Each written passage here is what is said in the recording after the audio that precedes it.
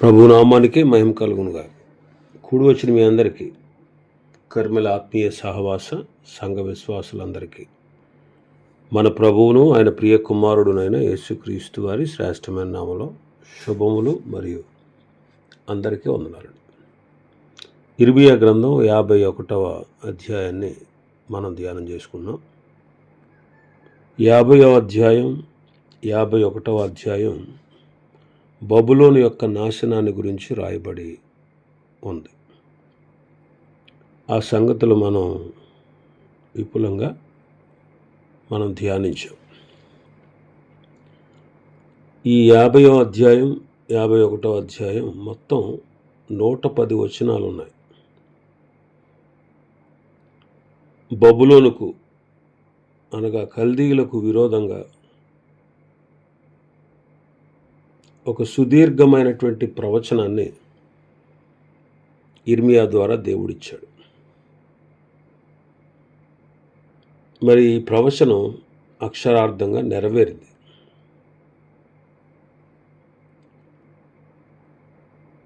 ఏ కాలంలో ఇది జరుగుతుందో ఆ విషయాన్ని కూడా చక్కగా దేవుడు ఇర్మియా ద్వారా తెలియపరిచాడు. మరి 2 అధ్యాయాల్లో కొన్ని ప్రాముఖ్యమైన విషయాలు పదే పదే చెప్పబడ్డాయి. అవేంటో ఈరోజు మనం ధ్యానం చేసుకుందాం. ఇశ్రాయేలీయులు బబులోను చెరలో నుండి ఒక 70 సంవత్సరాలు ఆ చెరలో ఉండి వారి దేశమైనటువంటి యెరూషలేము, ఆ పట్టణం, ఆ దేశం నాశనం చేయబడ్డది అని ఈ 2 అధ్యాయాల్లో కొన్ని వాక్యాలు మనం చూడవచ్చు. 50వ అధ్యాయం 6-7 వచనాలు చూస్తే, నా ప్రజలు త్రోవ తప్పిన గొర్రెలుగా ఉన్నారు. వారి కాపరులు కొండల మీద వారిని తోలుకొని పోయి వారిని త్రోవ తప్పించిరి. జనులు కొండకు వెళ్ళుచు తాము దిగవలసిన చోటు మరిచిపోయి కనుగొనిన వారందరూ వారిని భక్షించుచు వచ్చిరి. వారి శత్రువులు, మేము అపరాధములను కాము, వీరు న్యాయమునకు నివాసమును తమ పితరులకు నిరీక్షణ ఆధారముగు యెహోవా మీద తిరుగుబాటు చేసినందున ఇది వారికి సంభవించనని చెప్పుదురు. ఇశ్రాయేలీయులు బబులోను చెరలో ఉన్నారు. వారి పట్టణాలు నాశనం చేయబడ్డాయి. అందులో ఒక మాట ఇది. ఎందుకు అలా జరిగింది అంటే, నా ప్రజలు త్రోవ తప్పిన గొర్రెలుగా ఉన్నారు. వారి కాపరులు కొండల మీదకి వారిని తోలుకుని పోయారు. వారిని త్రోవ తప్పించారు. ప్రజలు తాము దిగవలసిన చోటు మరిచిపోయారు. నిజమే, ఇశ్రాయేలు ప్రజలు త్రోవ తప్పిన గొర్రెలుగా ఉన్నారు. వారి కాపరులు అంటే రాజులు, వారి యాజకులు, న్యాయాధిపతులు, వాళ్ళను పరిపాలనిచ్చిన రాజులు, వారు కొండల మీదకు వారిని తోలుకొని పోయారు. అందుకే యెరూషలేము దాని చుట్టుపక్కల ఉన్న కొండల మీద అన్య దేవతలకు విగ్రహాలను నిలిపి బలిపీఠాలు కట్టి ప్రజల్ని ఆ రీతిగా దేవుని మీద తిరుగుబాటు చేసిన వారుగా చేశారు. కనుక వాళ్ళ శత్రువులు ఏమంటున్నారు? మేము అపరాధులం కాదు, వీళ్ళదే నేరం. ఏంటంటే, న్యాయానికి నివాసం తమ పితరులకు నిరీక్షణ ఆధారముగు యెహోవా మీద వాళ్ళు తిరుగుబాటు చేసినందున వారికి గతి సంభవించింది.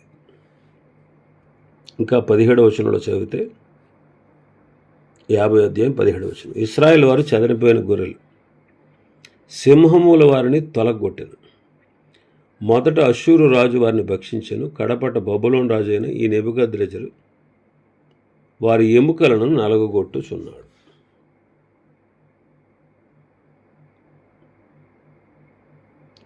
సింహాలు వారిని తొలగొట్టాయి.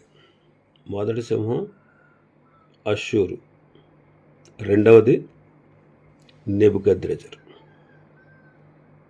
ఇంకా 28వ వచనం మనం చదివితే 50వ అధ్యాయం 28. ఆలకించుడి, పారిపోయి బబులోను దేశంలో నుండి తప్పించుకుని వచ్చుచున్న వారి శబ్దం వినబడుచున్నది. మన దేవుడగు యెహోవా చేయు ప్రతీకార సమాచారమును, తన ఆలయం విషయమై ఆయన చేయు ప్రతీకార సమాచారమును సియోనులో ప్రకటించుడి, వారు వచ్చుచున్నారు. కాబట్టి వాళ్ళు బబులోను చెరలో ఉన్నారు అనే విషయం మనకు పదే పదే చెప్పబడింది. ఇంకా 33వ వచనం చూస్తే, సైన్యములకు అధిపతి యెహోవా ఇలాగ సెలవిచ్చున్నాడు, ఒకడును తప్పకుండా ఇశ్రాయేలు వారు యోధా వారు బాధింపబడి వారిని చెరపట్టిన వారందరూ వారిని గట్టిగా పట్టుకొనుచున్నారు, వారిని పోనిచ్చుటకు సమ్మతించరు. 51వ అధ్యాయం 11వ వచనం, బాణములు పదును చేయండి, కేడములు పట్టుకోండి, బబులోను నశింపచేయుటకు యెహోవా ఆలోచించున్నాడు, మాదీయుల రాజు మనస్సును దాని మీదకి రేపుచున్నాడు. అది యెహోవా చేయు ప్రతిదండన, తన మందిరమును గూర్చి ఆయన చేయు ప్రతిదండన.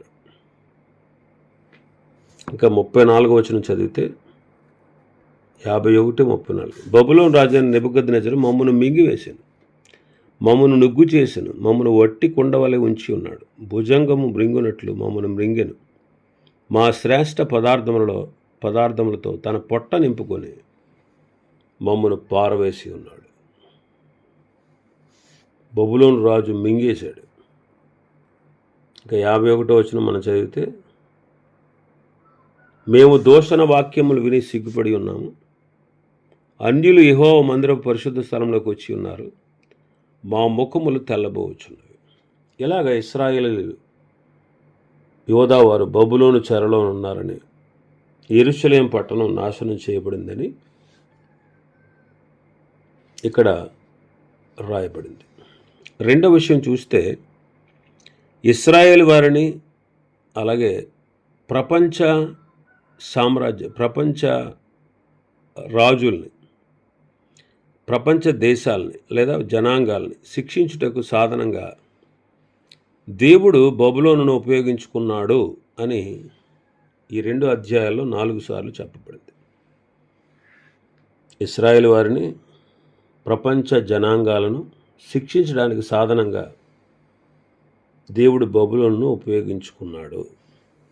50వ అధ్యాయం 7వ వచనం,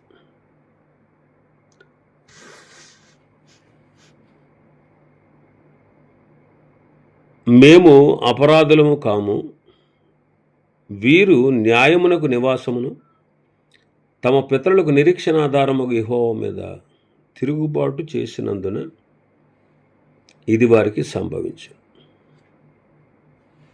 దేవుడు బబులోను వారిని ఉపయోగించి యోధా వారిని శిక్షించాడు. 17వ అధ్యాయం 17వ వచనం, బబులోను రాజైన ఈ నెబుకద్నెజరు వారి ఎముకలను నలగగొట్టుచున్నాడు.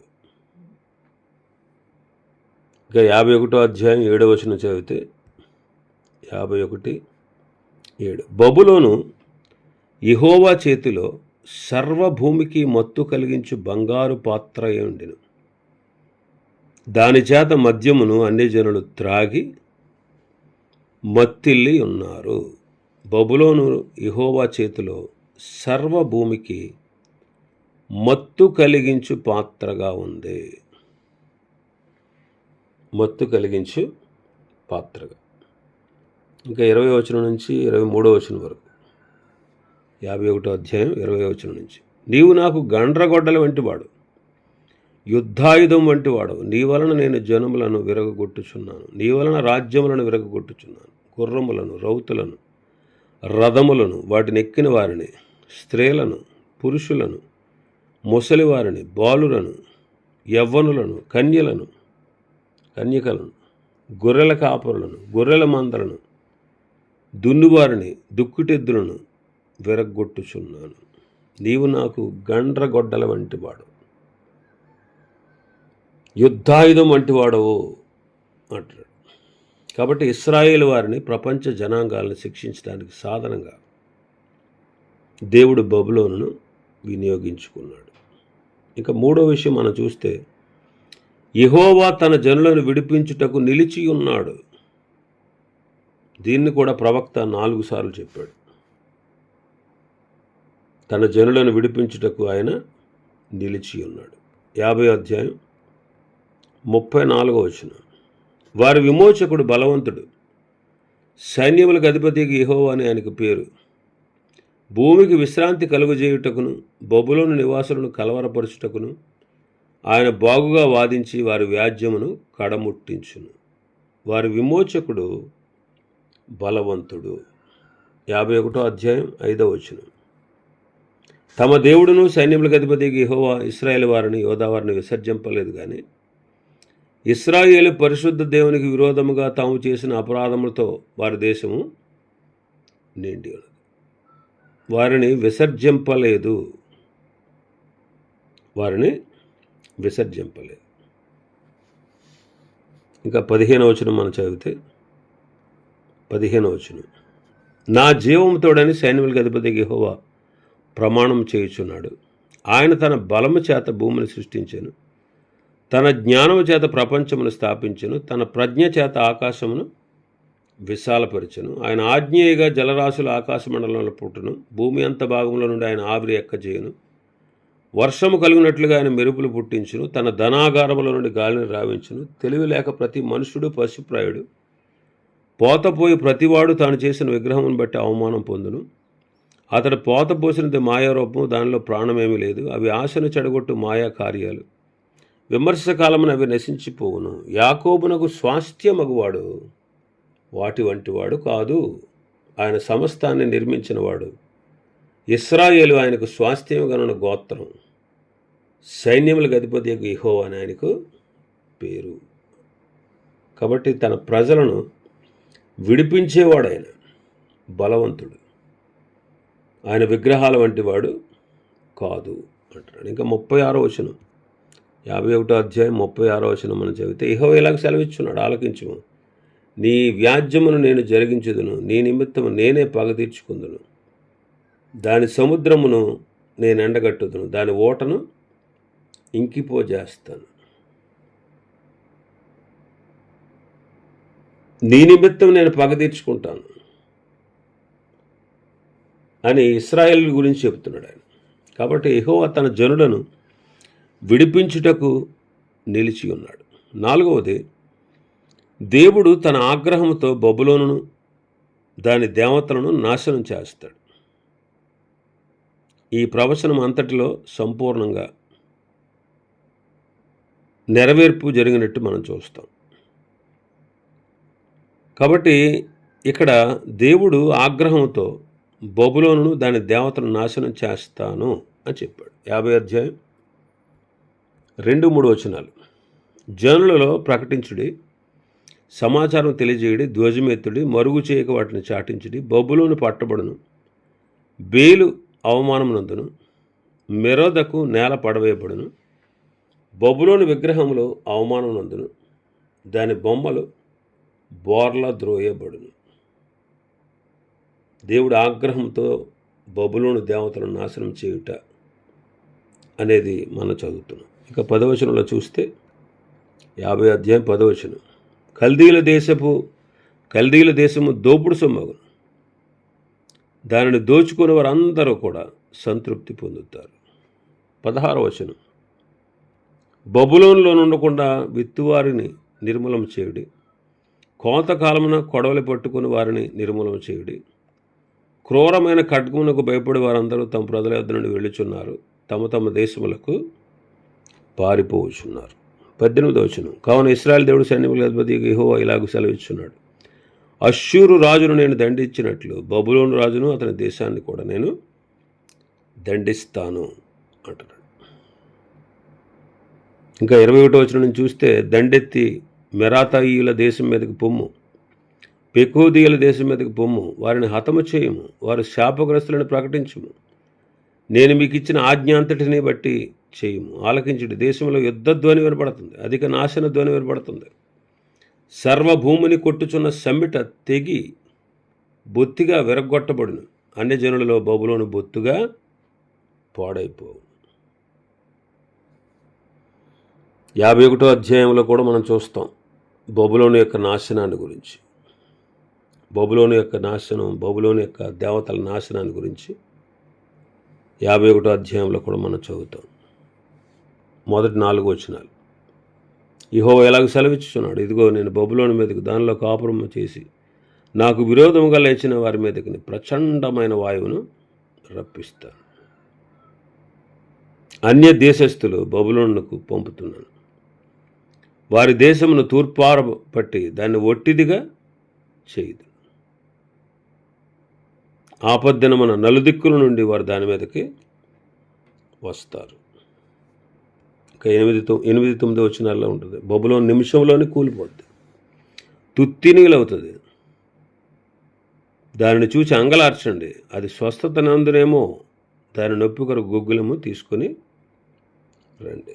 ఇలాగ దేవుడు తన ఆగ్రహంతో బబులోనును వారి దేవతలను నాశనము చేస్తాను అని ప్రవచనాత్మకంగా చెప్పాడు.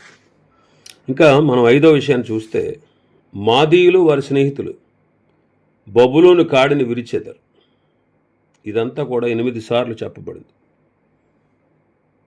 ఉత్తర దిక్కు జనులని మాత్రమే కొన్ని చోట్ల చెప్పి తర్వాత మాదీయులు అని పేరెత్తి సూచించారు. 50వ అధ్యాయం 3వ వచనం మనం చూస్తే, ఉత్తర దిక్కు నుండి దాని మీదకు ఒక జనము వచ్చుచున్నది. ఉత్తర దిక్కు నుండి. 9వ వచనం, ఉత్తర దేశము నుండి మహాజనముల సమూహమును నేను రేపుచున్నాను. ఉత్తర దేశము నుండి. 41వ వచనం, జనులు ఉత్తర దిక్కు నుండి వచ్చుచున్నారు, మహాజనమును అనేక రాజులను బూదిగంతము నుండి రేపబడెదరు.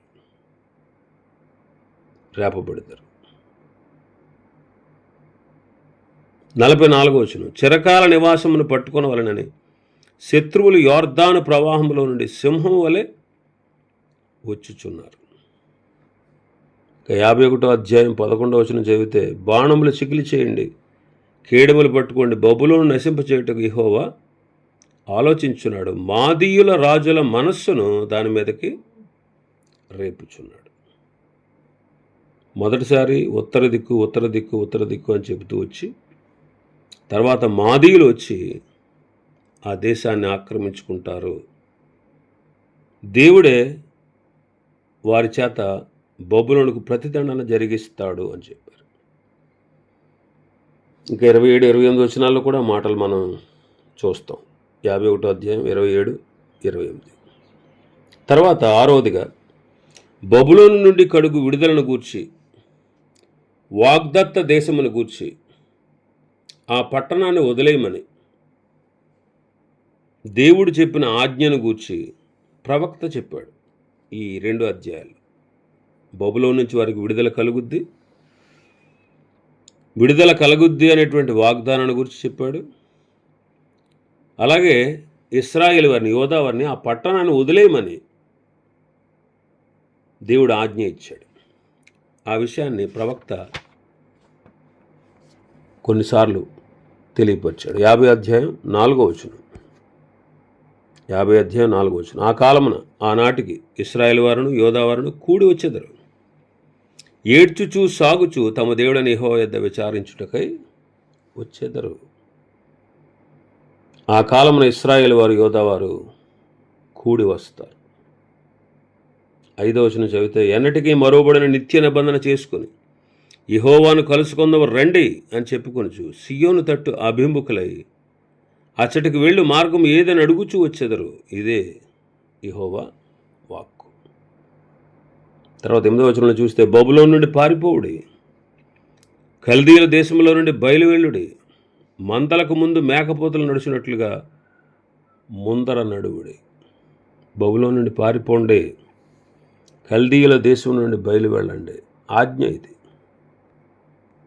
ఇంకా 19వ వచనంలో మనం చూస్తే, ఇశ్రాయేలు వారిని తమ మేత స్థలమునకు నేను తిరిగి రప్పిస్తాను, వారు కర్మెల మీద బాషాను మీదను మేస్తారు, ఎఫ్రాయిము కొండల మీదను గిలాదులోను మేయిచు సంతుష్టి పొందుతారు. ఆ కాలమున ఆనాటికి ఇశ్రాయేలు దోషం వెదికిన అది కనబడదు, యోధా పాపములు వెదికిన అవి దొరకవు. శేషింపజేసిన వారిని నేను క్షమించేదను. ఇదే యెహోవా వాక్కు. ఇంకా 28వ వచనంలో చూస్తే, ఆలకించుడి, పారిపోయి బబులోను దేశంలో నుండి తప్పించుకొని వచ్చున్న వారి శబ్దం వినపడతా ఉంది. మన దేవుడు యెహోవా చేయు ప్రతీకార సమాచారమును, తన ఆలయం విషయమై ఆయన చేయు ప్రతీకార సమాచారమును సీయోనులో ప్రకటించుడి, వారు వచ్చుచున్నారు. కాబట్టి ఈ వచనాలన్నీ కూడా బబులోను నుండి వారికి విడుదల కలుగుతుంది అనే విషయాల గురించి రాయబడింది.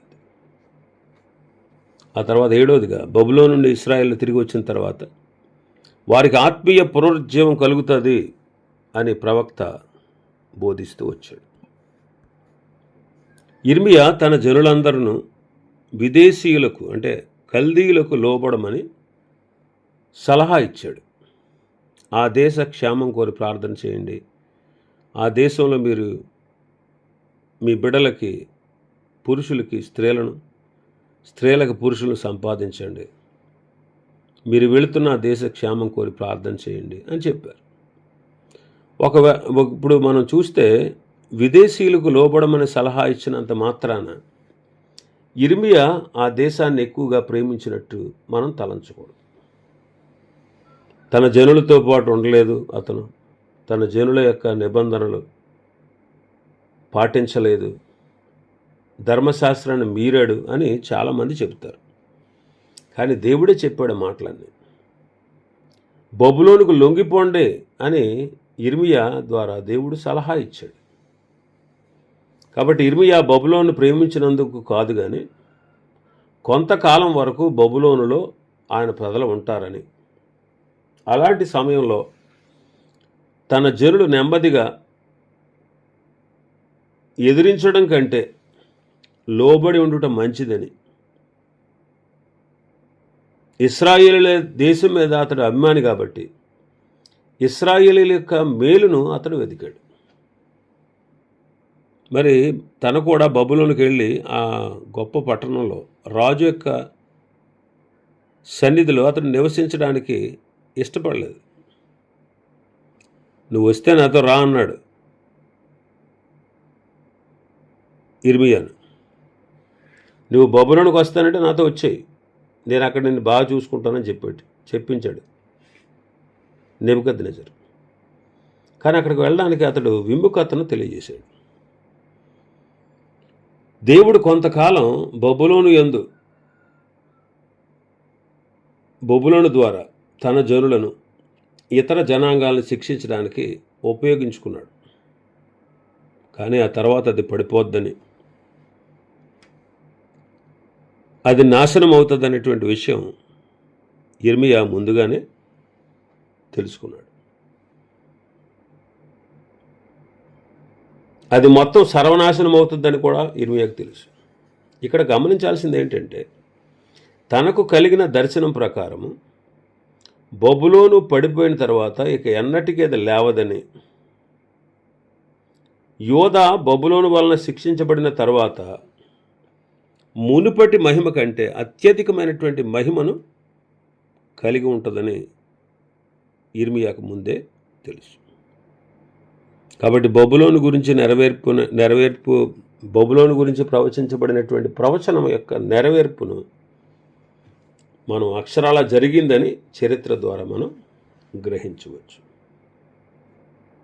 కాబట్టి యిర్మీయా ఆ రీతిగా దేవుని ప్రజల మధ్యలో దేవుని ఇష్ట ప్రకారంగా తన పరిచర్యను చేసి ఉన్నాడు. ఇవి ఈ అధ్యాయంలో ఉన్నటువంటి విషయాలు. ప్రభు చిత్తమైతే రేపటి దినం ఆఖరి అధ్యాయాన్ని మనం ధ్యానం చేసుకుందాం. దేవుడి వర్తమాన వాక్యాన్ని మన వినికిడిలో ఆశీర్వదించునుగాక. ఆమేన్.